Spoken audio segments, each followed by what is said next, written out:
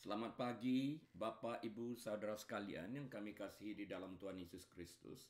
Selamat berjumpa kembali dengan saya, Hari Lee, Gembala Sidang Restoration Christian Church di Los Angeles. Hari ini, Minggu, tanggal 21 Maret tahun 2021, kita akan membahas menjadi seorang pembuat sejarah yang akan kita ambil dari Kolose 3 ayat 23 dan 24. Mari kita berdoa terlebih dahulu. Bapa Surgawi, kami mengucapkan syukur dan terima kasih karena kasih anugerah-Mu yang berkelimpahan di dalam kehidupan kami. Kami dapat bangun lagi dalam keadaan tubuh jasmani, dalam keadaan tubuh rohani yang sehat. Pantas kami bersyukur dan berterima kasih kepada Engkau yang luar biasa baiknya di dalam kehidupan kami. Bapa, pagi hari ini kami mau mendengarkan sebagian daripada kebenaran firman-Mu. Kami memutuskan untuk membuka pintu hati kami seluas-luasnya ya Tuhan. Berbicaralah kepada kami. Berikan kami roh hikmat dan marifat untuk mengerti kebenaran firman-Mu yang pasti akan memerdekakan kami. Dan lebih daripada itu, kami mau menjadi pelaku kebenaran firman-Mu. Terpuji Engkau, kami terima firman-Mu.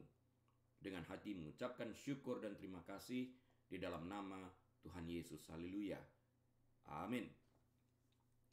Baik Bapak Ibu Saudara sekalian, mari kita buka Alkitab kita kepada Kolose 3 ayat 23 dan 24 yang akan saya bacakan bagi kita sekalian. Apapun juga yang kamu perbuat, perbuatlah dengan segenap hatimu seperti untuk Tuhan dan bukan untuk manusia. Kamu tahu bahwa dari Tuhanlah kamu akan menerima bagian yang ditentukan bagimu sebagai upah. Kristus adalah Tuhan dan kamu hambanya. Ayat 23 ini dimulai, apapun, apa saja yang kamu perbuat, perbuatlah dengan segenap hatimu. Jangan asal-asalan, jangan asal sekedar selesai, tapi kerjakan dengan segenap hati, berikan yang terbaik hati, artinya agar kita dapat menghasilkan sesuatu yang terbaik bagi Tuhan. Dengan demikian kita mengambil bagian daripada orang-orang yang menjadi seorang pembuat sejarah di dalam kehidupan kita ini. Nah Bapak Ibu Saudara sekalian, apa yang kita lihat hari ini tidak akan berubah. Reformasi tidak akan terjadi dengan sendirinya. Reformasi tidak terjadi serta-merta kecuali kita bertindak untuk membuat perubahan yang diperlukan. Untuk dapat melakukan perubahan apapun dalam hidup ini, kita harus menemukan makna dalam hidup ini. Dan tanpa memiliki makna hidup, tidak seorang pun akan melakukan sesuatu perubahan, baik bagi hidupnya sendiri atau bagi lingkungan di mana ia hidup. Ia akan menjadi seperti robot yang tidak mengerti, hanya melakukan sebuah program tanpa mengerti makna daripada kehidupan itu sendiri. Masyarakat kita seperti pada hari ini memiliki kelemahan karena masih banyak yang tidak mengenali makna hidup dalam kehidupan mereka. Masih banyak yang mementingkan diri sendiri. Kita semua melihat dan mengenalinya, bukan?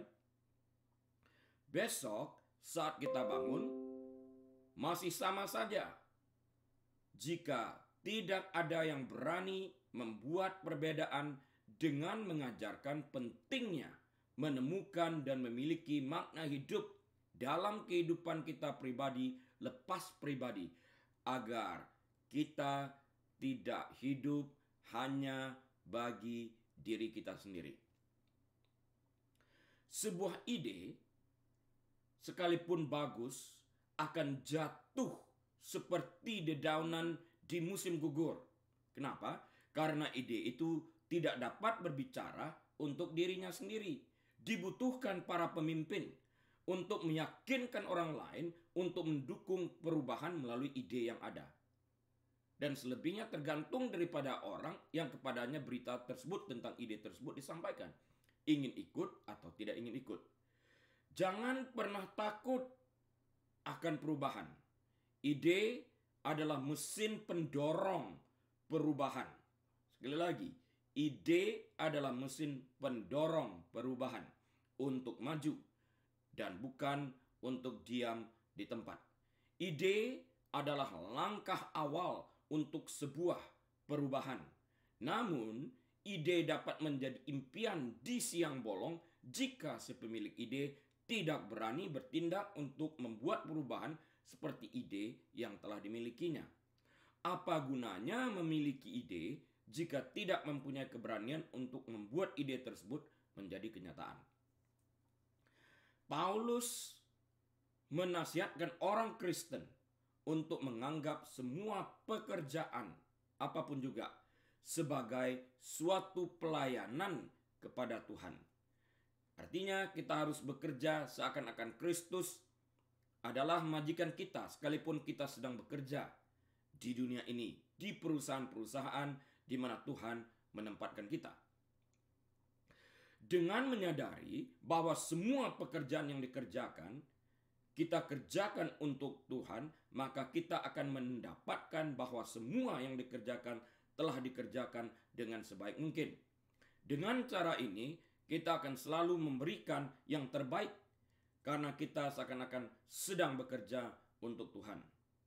Jika kita senantiasa memberikan yang terbaik saat bekerja, sesungguhnya kita sedang membuat sebuah perbedaan. Kita sedang membuat sejarah di tempat di mana kita bekerja. Hal ini sangat menyenangkan Tuhan karena nama Tuhan dipermuliakan. Memberikan yang terbaik berhubungan erat dengan ide. Setelah suatu pekerjaan selesai dikerjakan, maka melalui evaluasi terhadap hasil pekerjaan tersebut, muncul ide baru tentang bagaimana memperbaiki mutu dan kualitas di masa yang akan datang. Ini artinya memberikan yang terbaik. Karena dorongan untuk memberikan yang terbaik inilah muncul ide-ide baru yang segar. Yesus adalah pembuat sejarah terbesar yang pernah ada di dunia ini.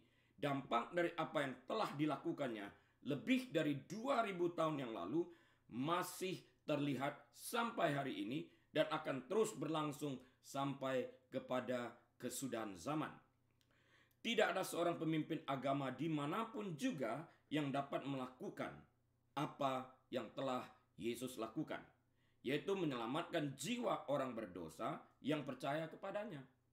Karya terbesarnya adalah mati untuk menebus dosa orang yang percaya kepadanya, dan dengan demikian ia memberikan hidup yang baru bagi mereka yang percaya padanya.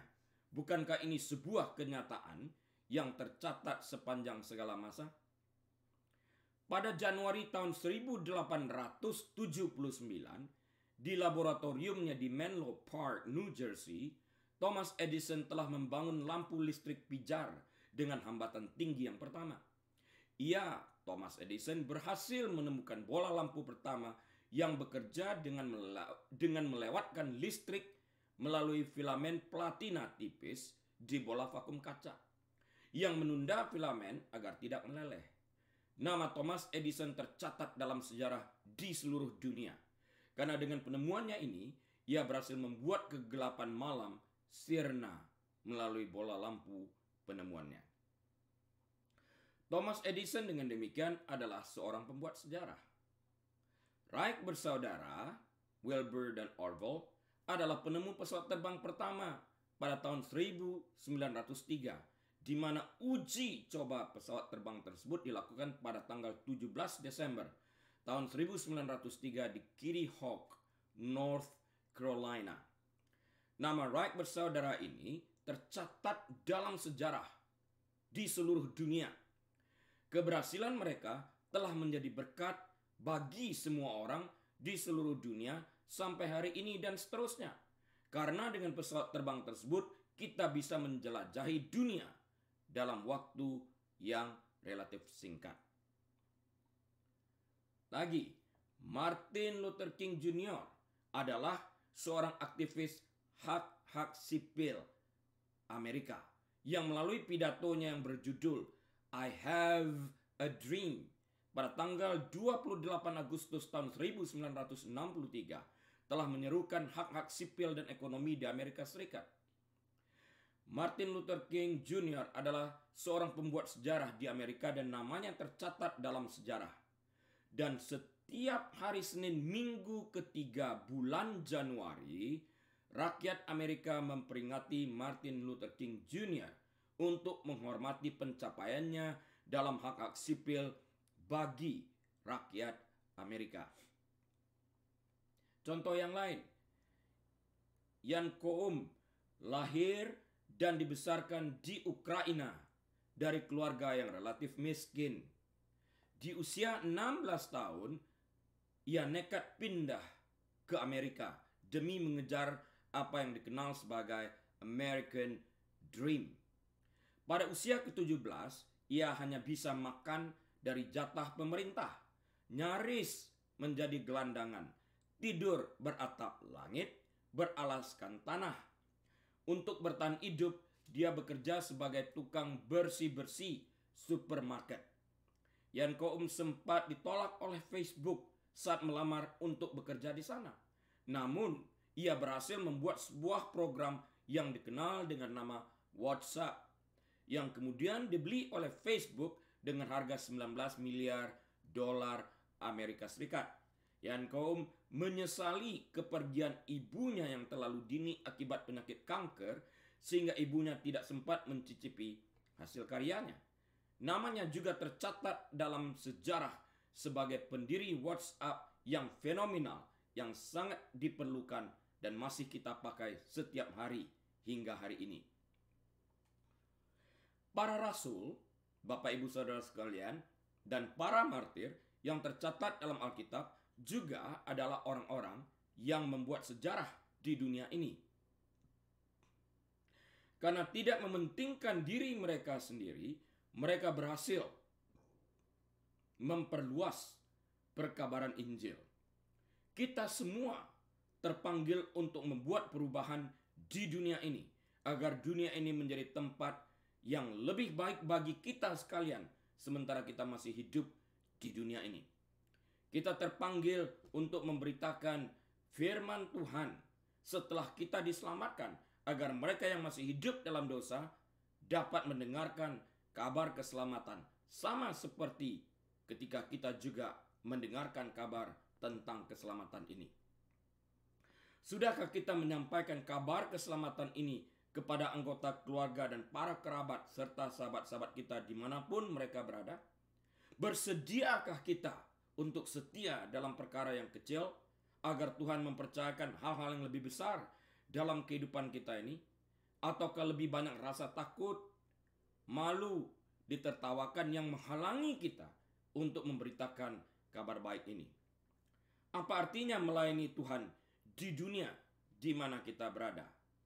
Itu bisa berarti di tempat di mana kita hidup, dengan pengertian dimanapun kita berada. Kita dipanggil untuk melayani Tuhan. Pelayanan ini harus kita lakukan dengan penuh kebijaksanaan, kasih sayang, dan kelembutan tanpa memaksakan kehendak kita kepada orang lain. Melayani Tuhan di tempat di mana Tuhan menempatkan kita berarti kita berkewajiban untuk meningkatkan pengaruh kita, mengubah cita rasa tempat di mana kita hidup dan bekerja. Kita harus membuat sebuah perbedaan dimanapun Tuhan menempatkan kita, dan kehadiran kita harus mendatangkan rasa nyaman bagi orang-orang yang berada di sekeliling kita. Perlu diingat bahwa melayani Tuhan tidak terbatas hanya di gereja saja, atau gereja merupakan satu-satunya tempat di mana kita dipanggil untuk melayani. Tidak sama sekali. Dimanapun kita berada, kita dapat melayani Tuhan. Dan kita wajib memberikan yang terbaik agar nama Tuhan dipermuliakan. Matius, Injil Matius, pasal yang ke-5, ayat 13 sampai dengan 16, mengatakan sebagai berikut. Kamu adalah garam dunia. Jika garam itu menjadi tawar, dengan apakah ia diasinkan? Tidak ada lagi gunanya selain dibuang dan diinjak orang. Ayat 14. Kamu adalah terang dunia. Kota yang terletak di atas gunung tidak mungkin tersembunyi. Lagi pula, orang tidak menyalakan pelita lalu meletakkannya di bawah gantang, melainkan di atas kaki dian sehingga menerangi semua orang di dalam rumah itu. Ayat 16. Demikianlah hendaknya terangmu bercahaya di depan orang, supaya mereka melihat perbuatanmu yang baik dan memuliakan Bapamu yang di sorga. Sebagaimana garam diperlukan untuk melezatkan dan mencegah makanan dari pembusukan, demikian pula orang percaya dan gereja harus merupakan teladan yang saleh di dalam dunia dan harus melawan kebobrokan moral dan kecurangan yang nyata dalam masyarakat. Jika gereja sudah tidak lagi berfungsi sebagaimana mestinya, maka keberadaan gereja tersebut sebenarnya hanyalah sebuah organisasi yang berdiri dengan mempergunakan nama gereja. Mereka adalah gereja yang suam-suam kuku. Gereja yang menjadi suam adalah gereja yang memadamkan kuasa Roh Kudus dan tidak lagi menjadi garam atau terang dunia untuk melawan suasana yang kini meliputi dunia dalam hal kebobrokan moral. Gereja seperti ini akan dimuntahkan oleh Allah seperti yang tertulis dalam kitab Wahyu pasal yang ketiga ayat yang ke-15. Sebagai akibatnya mereka akan dibuang dan diinjak orang. Mereka yang suam-suam kuku akan dihancurkan oleh cara hidup dan nilai-nilai masyarakat yang tidak beriman. Bisa dibaca dalam Ulangan 28 ayat 13, ayat 43, ayat 48, serta Hakim-Hakim pasal yang kedua ayat 20 sampai dengan 22. Tentang gereja yang suam-suam kuku tertulis dalam Wahyu 3 ayat 15 yang berkata sebagai berikut. Aku, kata Tuhan, tahu segala pekerjaanmu. Engkau tidak dingin dan tidak panas. Alangkah baiknya jika engkau dingin atau panas. Wahyu 3 ayat 15 ini menggambarkan keadaan rohani dari jemaat di Laodikia. Mereka bukanlah gereja yang membuat sejarah. Mereka suam-suam kuku. Jemaat yang suam-suam kuku adalah jemaat yang berkompromi dengan dunia dan mirip dengan masyarakat di sekelilingnya. Mereka mengaku sebagai orang percaya, namun pada kenyataannya malang dan menyedihkan secara rohani karena mereka tidak mencerminkan perilaku kehidupan orang percaya. Dapat dibaca dalam Wahyu 3 ayat 17 sampai dengan 18. Dengan keras Kristus memperingatkan jemaat akan hukumannya terhadap orang yang suam-suam kuku secara rohani, yaitu mereka akan dimuntahkan. Dapat dibaca di dalam Wahyu 3 ayat 15 sampai dengan 17. Dengan tulus Kristus mengundang jemaat yang suam-suam kuku untuk bertobat agar dapat dipulihkan dan dibawa kepada iman, kebenaran, pernyataan, dan persekutuan yang sebenarnya. Wahyu 3 ayat 18 sampai 19. Di tengah-tengah zaman gereja yang suam-suam kuku, janji-janji Kristus bagi jemaat yang menang tetap berlaku. Ia akan datang kepada mereka dengan berkat dan dalam kuasa Roh. Wahyu 3 ayat 20 sampai 22. Membuka sebuah pintu yang tidak dapat ditutup oleh seorang pun, agar mereka memuliakan namanya dan memberitakan Injil yang kekal itu. Wahyu 3 ayat yang ke-8. Agar mereka dapat membuat sejarah di tengah-tengah dunia yang sudah bobrok secara moral. Mereka yang membuat sejarah adalah mereka yang berani tampil beda dalam pola hidup mereka di tengah-tengah kebejatan moral yang ada di dunia ini. Ketika orang meninggalkan kasih mula-mula tidak hilang, tapi orang memilih untuk meninggalkan kasih mula-mula itu. Nah, jadi ketika orang meninggalkan kasih mula-mula mereka, Wahyu pasal 2 yang keempat, mereka masuk ke dalam konflik internal. Mereka harus menerima dan menyelesaikan kesulitan konflik internal tersebut untuk kembali terlibat dengan kasih mula-mula mereka, atau mereka menjadi suam-suam kuku. Seringkali kita menghadapi teka-teki ketika sesuatu bertentangan dengan cara kita memvisualisasikan tindakan kita untuk tetap tinggal dalam kasih mula-mula, khususnya di tengah-tengah dunia yang telah kehilangan nilai-nilai moral yang sesungguhnya. Ketika keterputusan ini terjadi, kita harus menghadapi dan membuat pilihan untuk tetap setia kepada kasih mula-mula atau jatuh ke dalam kebejatan moral yang ditawarkan dunia, karena kita memilih untuk menjadi orang Kristen yang suam-suam kuku. Jadi ini adalah pilihan. Jika kita tidak dapat merestrukturisasi konseptualisasi kekristenan kita, maka kita akan jatuh lebih jauh ke dalam konflik, jauh dari kasih mula-mula. Bahkan kita akan memilih untuk meninggalkan kasih mula-mula. Konflik terhadap kasih mula-mula ini menimbulkan emosi negatif, kecemasan, ketakutan, kemarahan, atau bahkan muncul konflik internal dalam jiwa kita. Keadaan semakin memburuk ketika kita tidak dapat menyelesaikan konflik yang ada untuk kembali kepada kasih mula-mula. Untuk mengatasi kekacauan seperti itu, kita harus secara aktif menenggelamkan diri kita ke dalam hadirat Tuhan melalui doa, puasa, puji dan sembah, serta merenungkan firman Tuhan. Hal ini sangat bermanfaat bagi kita untuk keluar dari emosi negatif, karena kita sudah terperangkap dalam kewalahan dengan kegagalan terus-menerus untuk menemukan kembali makna kasih mula-mula.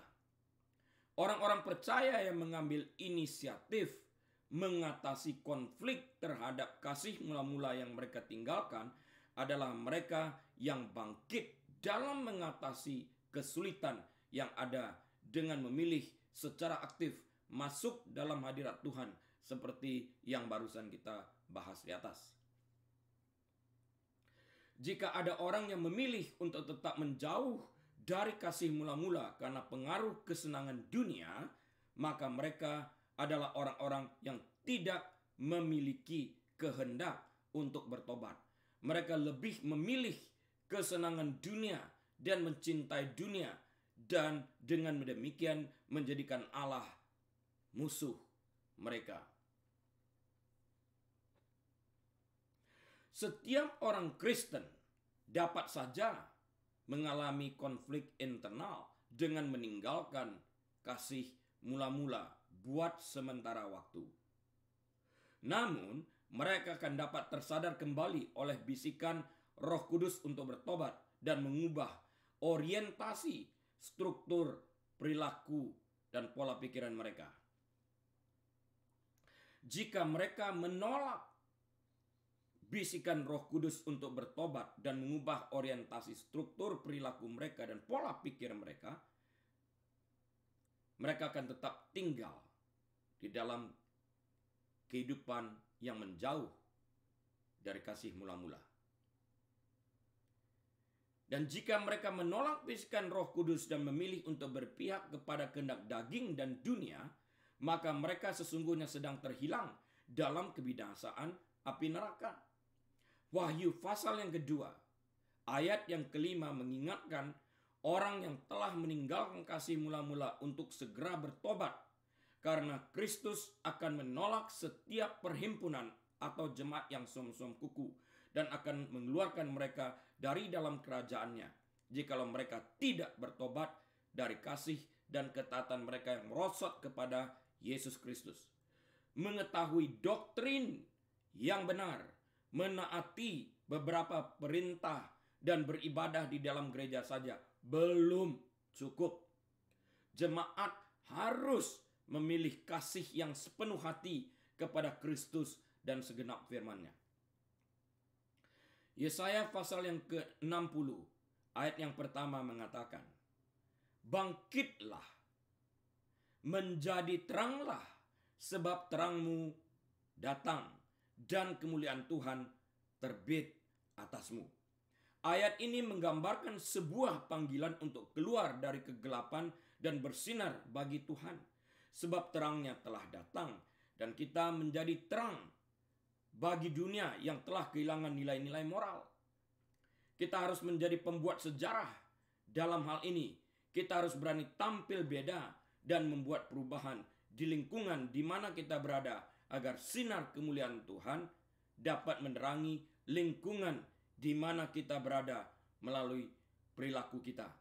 Hal ini hanya dapat terjadi jika kita tetap diam dalam kasih mula-mula kepada Dia yang telah melunaskan hutang dosa kita.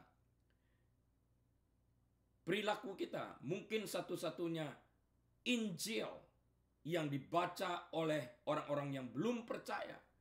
Beranikah kita tampil beda di tengah-tengah kebejatan moral yang ditampilkan di dalam dunia ini? Beranikah kita mempromosikan Kristus itu di dalam tindak tanduk perilaku kita? Kita adalah flyer yang sedang berjalan, yang dibaca oleh setiap orang. Kita iklannya untuk menampilkan Kristus di dalam perubahan pola pikir dan perilaku kita yang kita tampilkan kepada orang-orang di lingkungan kita.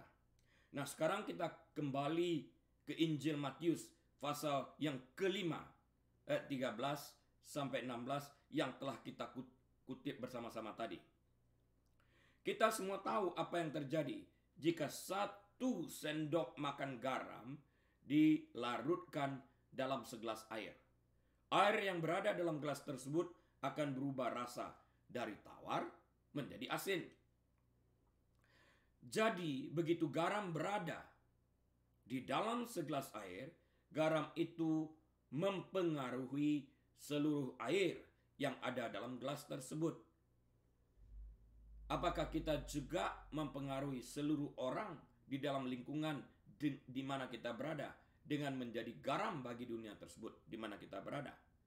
Sedangkan pelita yang dimaksud Yesus dalam Matius pasal yang ke-5 ayat yang ke-14 adalah pelita minyak yang lazim dipakai saat itu, yang dapat menerangi seluruh rumah. Pengaruh adalah hal yang luar biasa. Kadang-kadang kita tidak menyadari berapa besar pengaruh yang kita lepaskan terhadap lingkungan di mana kita berada melalui kata-kata atau perilaku kita, baik positif maupun negatif.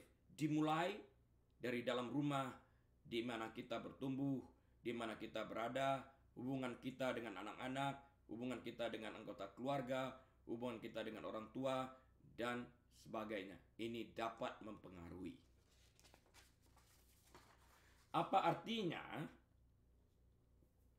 Sekali lagi, apa arti pengaruh ini di tempat di mana kita melayani? Izinkan saya memberikan contoh dunia di mana saya sebagai gembala sidang Restoration Christian Church berada. Ke dalam dunia ini termasuk dunia saya maksudnya adalah jam doa saya, istri, anak, gereja, pelayanan sebagai gembala, pelayanan melalui Instagram Live, Zoom atau YouTube, pelayanan di luar, konseling, kegiatan di luar rumah, tetangga, dan lain-lain. Itulah dunia di mana saya beraktivitas. Di dunia itu saya berinteraksi dengan banyak orang pada tingkat tertentu setiap minggu, di mana keberadaan saya akan memberikan dampak dalam kehidupan mereka. Di dunia itu, saya membutuhkan aroma harum yang menyebarkan kabar baiknya kemanapun saya pergi. 2 Korintus pasal yang kedua ayat 15. Sebab bagi Allah kami adalah bau yang harum dari Kristus di tengah-tengah mereka yang diselamatkan dan di antara mereka yang binasa.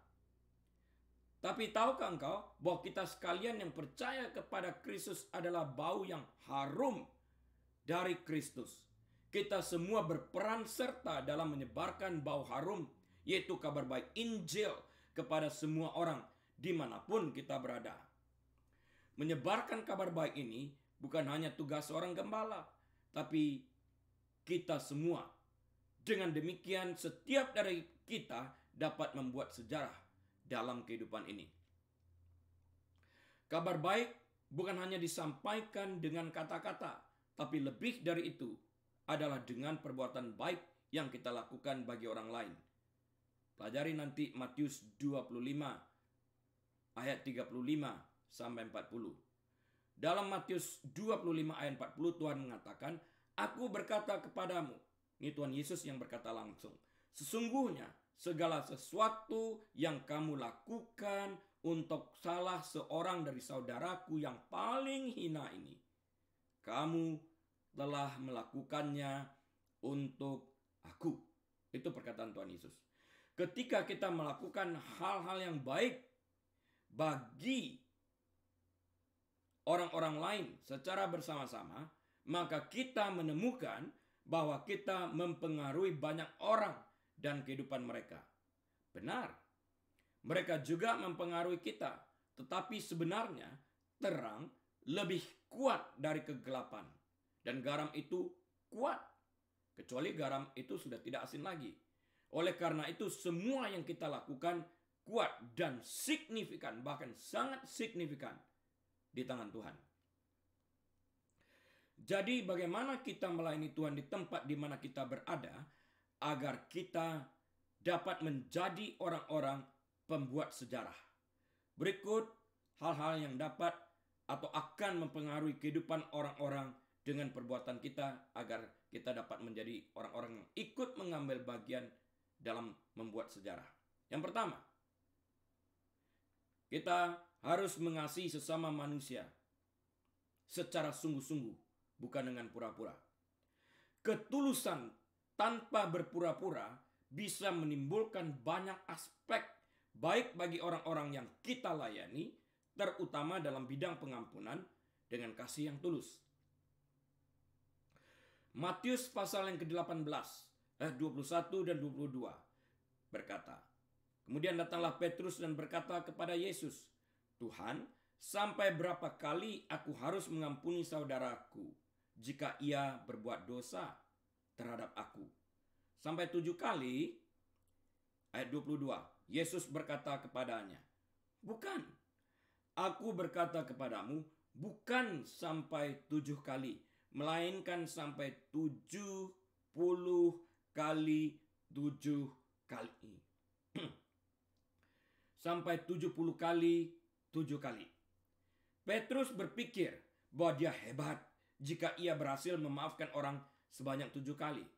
Beberapa rabi pada masa itu mengajarkan bahwa memaafkan seseorang 3 kali sudah cukup. Seperti menegur seseorang yang bersalah sebanyak 3 kali. Dan itu lebih dari cukup. Berdasarkan pengetahuan dari pengajaran para rabi pada saat itu, Petrus menggandakan, doubling, melipatkan pengajaran para rabi, bahkan menambahkan satu lagi. Kalau para rabi mengajarkan 3 kali, dia gandakan 2 kali 3 menjadi 6, dia tambah satu lagi 7. Dengan demikian, ia berharap 7 kali pengampunan sudah sempurna, karena sudah lebih dari 3 kali seperti yang diajarkan para rabi. Yesus menampik pernyataan Petrus tersebut dengan mengatakan, bukan sampai 7 kali, melainkan sampai 70 kali 7 kali. Catatan saya, pernyataan Yesus ini mengandung arti bahwa memaafkan itu adalah gaya hidup yang terus-menerus harus dilakukan tanpa batas. Setiap orang percaya harus murah hati dalam mengampuni. 1 Yohanes pasal yang keempat ayat yang ke-8 mengatakan, barang siapa tidak mengasihi, ia tidak mengenal Allah. Sebab Allah adalah kasih. Dengan kasih Allah dalam hati kita, Allah memampukan kita untuk mengampuni. 1 Korintus pasal yang 13 ayat yang ke-5. Ia, dalam hal ini kasih artinya, tidak melakukan yang tidak sopan dan tidak mencari keuntungan diri sendiri. Ia tidak pemarah dan tidak menyimpan kesalahan orang lain. Jadi ayat ini mengingatkan kita agar kita murah hati dalam mengampuni. Dengan mengampuni sebenarnya kita sedang mengirimkan sebuah berita penting bagi dia yang kita ampuni, yaitu mereka lebih penting bagi kita daripada apa yang mereka lakukan terhadap kita. Hal yang kedua yang dapat kita lakukan agar menjadi seorang pembuat sejarah adalah jalani hidup dengan kegembiraan. Amsal 17 ayat 22. Hati yang gembira adalah obat yang manjur, tetapi semangat yang patah mengeringkan tulang. 1 Yohanes 4 ayat 8 mengatakan, barang siapa tidak mengasihi, ia tidak mengenal Allah, sebab Allah adalah kasih. Kasih adalah sumber kekuatan dan kasih adalah sumber kegembiraan. Karena itu kita dapat melayani dengan gembira, karena kekuatan untuk melayani tersebut terdapat dalam kasih ilahi yang membuat kita gembira. Selain itu, kita pun dapat mengampuni dengan tulus, dan ketulusan itu terlihat dari hati yang gembira, karena kita dapat mengampuni sesama kita, karena Kristus telah terlebih dahulu mengampuni kita. Sukacita adalah tanda kehadirannya, dan di hadapan Tuhan ada sukacita berlimpah-limpah. Mazmur 16 ayat 11. Sukacita adalah kekuatan dan kuasa Tuhan dalam hidup kita. Nehemia 8 ayat yang ke-10. Sukacita adalah tanda prioritas karena hidup yang lama telah berlalu. Lukas 15 ayat 8 sampai 10. Sukacita adalah tanda kemenangan dalam hidup kita. Mazmur 27 ayat 6. Sukacita adalah tanda kehadiran Roh Kudus. Injil Lukas pasal yang ke-10 ayat 21. Sukacita di dalam Tuhan selalu diekspresikan melalui pujian dan penyembahan. Saya berikan referensinya. Mazmur 28 ayat 7, Mazmur 33 ayat 3, Mazmur 98 ayat 4, Mazmur 100 ayat yang kedua, serta Mazmur 126 ayat yang kedua. Kebahagiaan adalah kondisi hati yang dipengaruhi oleh alam pikiran kita.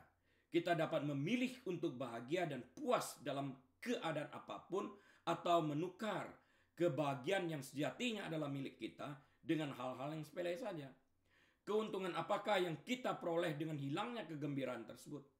Bukankah lebih baik kita kehilangan marah, kita kehilangan rasa dendam, kita kehilangan sakit hati, kepahitan, daripada kehilangan sukacita?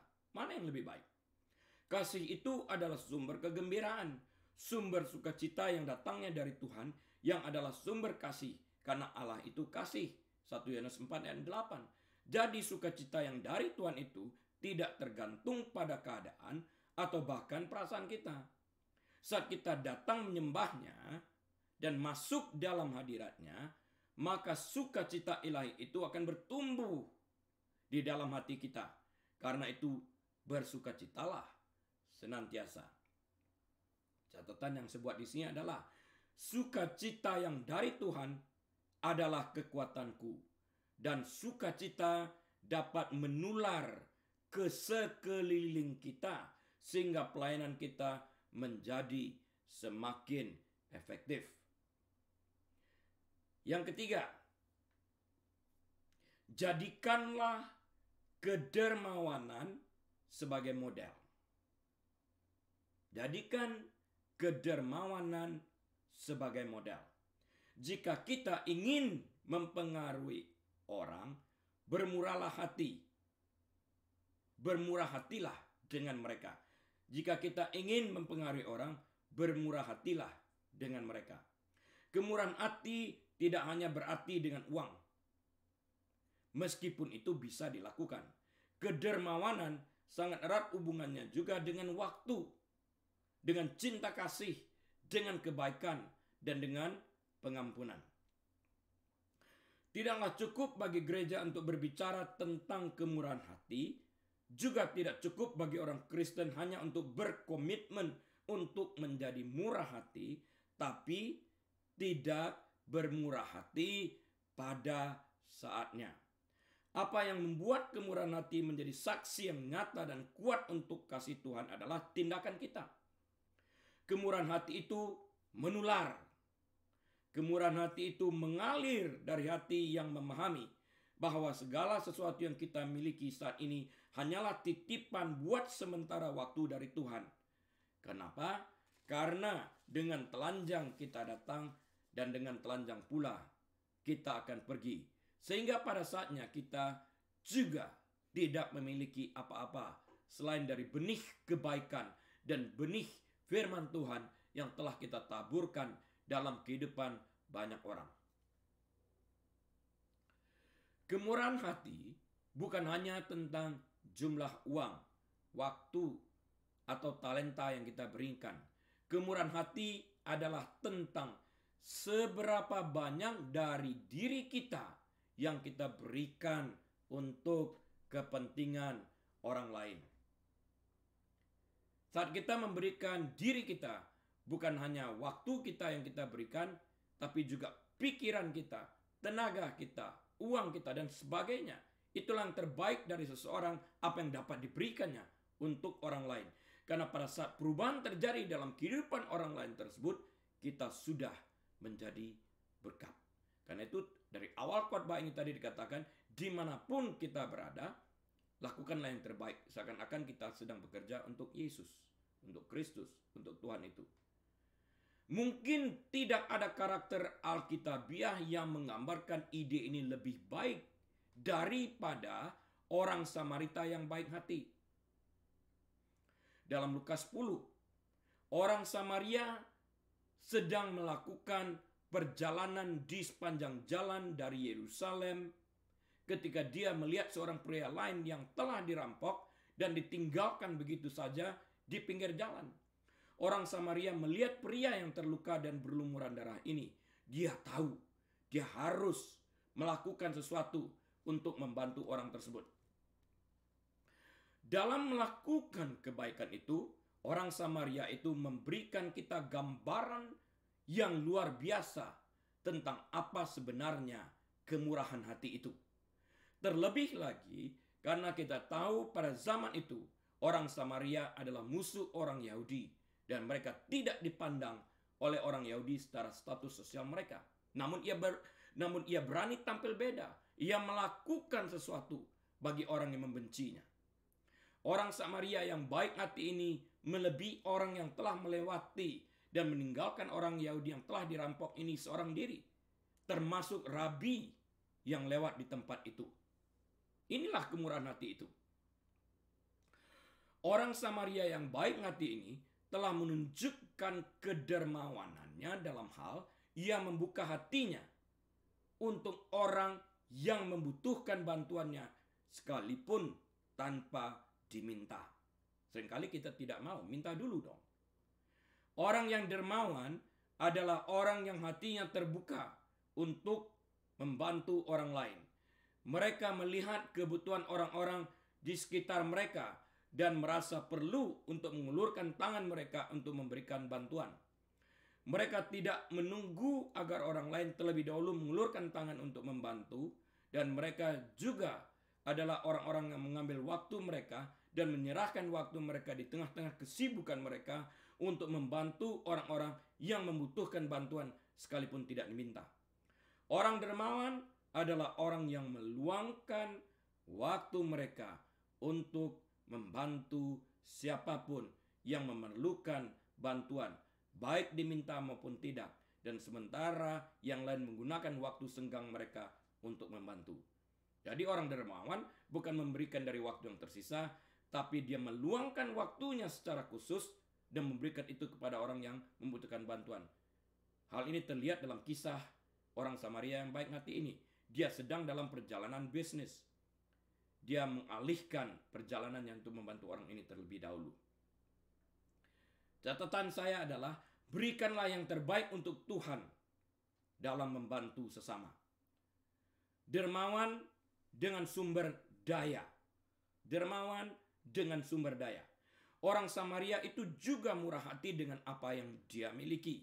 Setelah ia melihat keadaan menyedihkan dari orang yang terluka tersebut, ia mengeluarkan beberapa perban dan minyak dari tasnya dan menggunakannya untuk mengikat dan membalut luka-luka orang tersebut.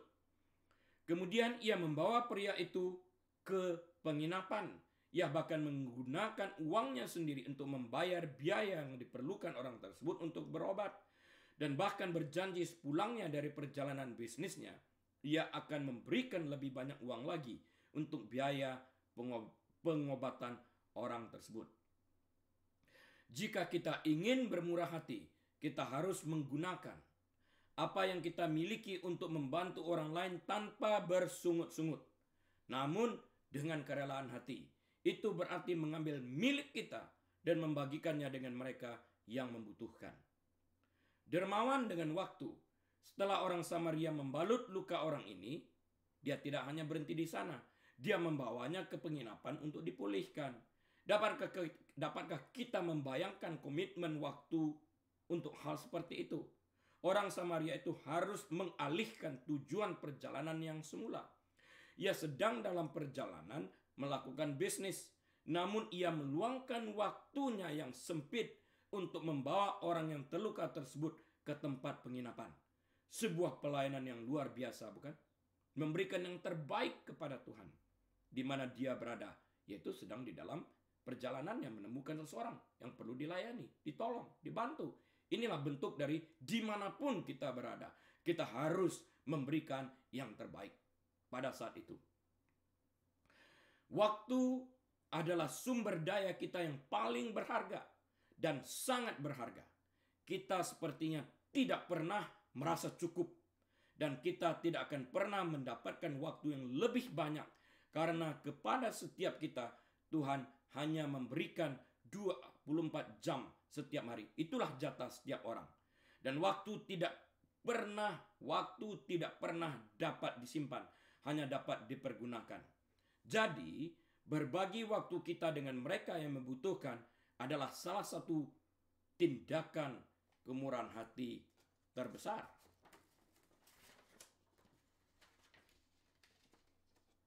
Sebagai rangkumannya, akan saya katakan hal yang berikut.